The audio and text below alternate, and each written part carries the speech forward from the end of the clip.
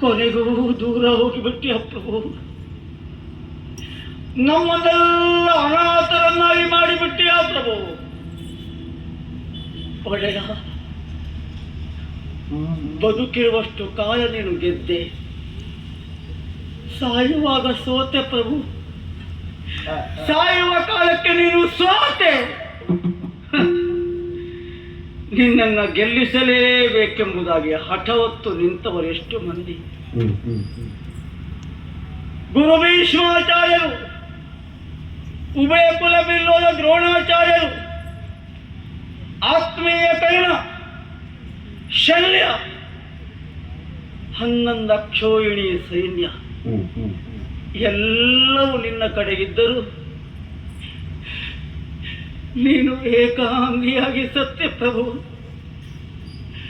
ಸಾವಿರ ಮಂದಿಗೆ ಅನ್ನ ಹಾಕುತ್ತ ಎಲ್ಲರನ್ನು ಸುಖದಲ್ಲಿ ನೋಡಿಕೊಳ್ಳುವ ನೀನಿಂದು ನರಳಿ ನರಳಿ ಕೊರಗಿ ಕೊನೆಗೂ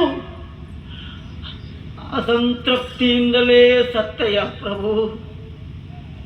ನಿನಗೊಂದು ಸಂತೃಪ್ತಿಯ ಸಾವನ್ನು ಕೊಡುವಂಥ ಯೋಗ ಮತ್ತು ಯೋಗ್ಯತೆ ನಮಗಿಲ್ಲದೆ ಹೋಯಿತು ಒಡೆಯ, ಇಲ್ಲದೆ ಹೋಯಿತು.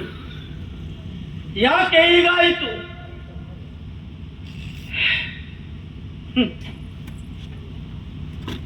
ಕೋಟಿ ಆವಿರ್ಮಾನ ಹೊಂದಿದಂಥ ರಾವಣ,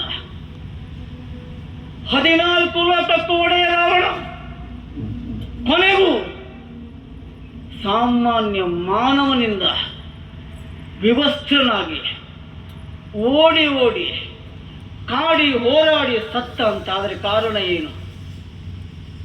ಯಾವ ಕೊರತೆ? ದೈವ ಬಲದ ಕೊರತೆ.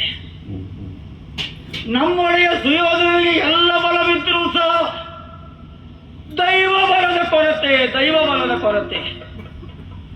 ಆ ಹರಿ ಆಚೆ ಇದ್ದಾನೆ. ಹರಿಯ ಬಲ ಈಚೆ ಇರುವುದು. ಯಾಕೊಡೆಯ ದಡ್ಡನಾದೆ? ಸಂಖ್ಯೆಯ ಬಲವನ್ನೇ ಬಲ ಎಂಬುದಾಗಿ ತಿಳ್ಕೊಂಡೆಯ ನೀನು. ಯಾದವ ಸೈನ್ಯವನ್ನು ಆಯ್ಕೆ ಮಾಡಿಕೊಂಡು ಯಾದವ ವೀರರನ್ನು ಅಚಿಗಾಕೆ ಬಿಟ್ಟೆ ನೀನು ಪ್ರಭು.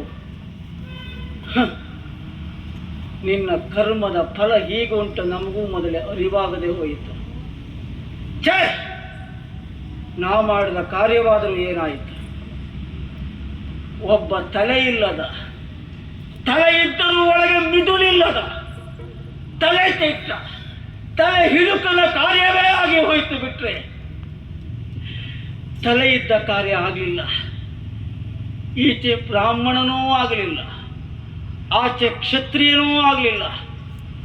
ಆಶ್ರಯ ಕೊಟ್ಟಂತ ಕುಲಕ್ಕೆ ಸಮಾಧಾನ ನಿಟ್ಟುಸಿರು ಬಿಡುವಂತ ಭಾಗ್ಯವೂ ಸಿಗಲಿಲ್ಲ. ಮೋಸ ಹೋಗಿದ್ದು ನೀನಲ್ಲ ಒಡೆಯ, ನಾನು ನನ್ನ ತಂದೆ ದ್ರೋಣಾಚಾರ್ಯರು ಅರ್ಜುನನಿಗೆ ಎಲ್ಲ ವಿದ್ಯೆಯನ್ನು ಹೇಳಿ